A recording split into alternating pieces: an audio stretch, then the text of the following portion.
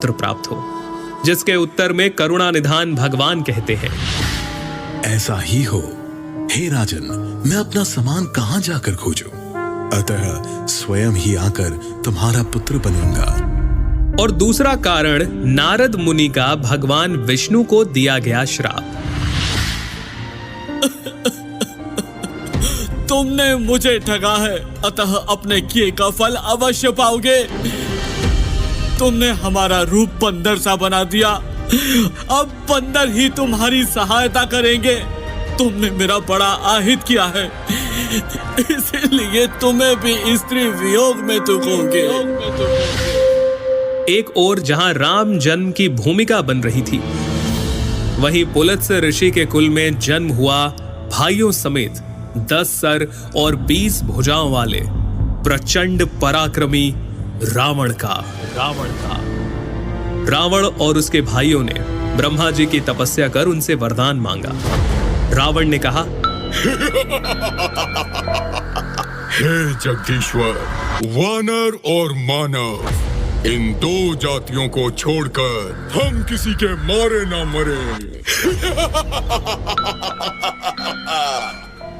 और कुंभकर्ण सरस्वती जी के प्रभाव के चलते इंद्रासन के स्थान पर निद्रासन का वर मांग बैठे, और विभीषण ने प्रभु चरणों में निष्काम प्रेम का वरदान मांगा। चलिए आगे बढ़ते हैं और आते हैं राजा दशरथ पर, जिन्हें ग्लानि थी कि उन्हें कोई पुत्र नहीं था। गुरु वशिष्ठ के कहे अनुसार महाराज दशरथ ने ऋषि श्रृंगी को बुलाकर पुत्र कामेष्ठी यज्ञ किया, जहां अग्निदेव स्वयं हाथ में चरु यानी कि खीर लिए प्रकट हुए, और इस खीर के प्रभाव से तीनों रानियां यानी माता कौशल्या, माता कैकेयी और माता सुमित्रा गर्भवती हुईं, और चैत्र मास के शुक्ल पक्ष की 9वीं तिथि को दोपहर के समय प्रभु श्री राम का प्राकट्य हुआ। 9वीं तिथि मधुमास पुनीता, 9वीं तिथि मधुमास पुनीता, शुक्ल पक्ष अभिजीत हरि प्रीता, मध्य दिवस अति शीत न घामा, पावन काल लोक विश्रामा।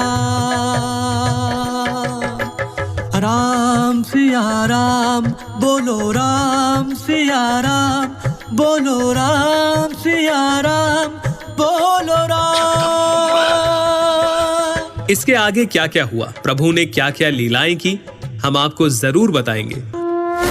बाल कांड से लेकर उत्तर कांड तक सिर्फ रामलीला में।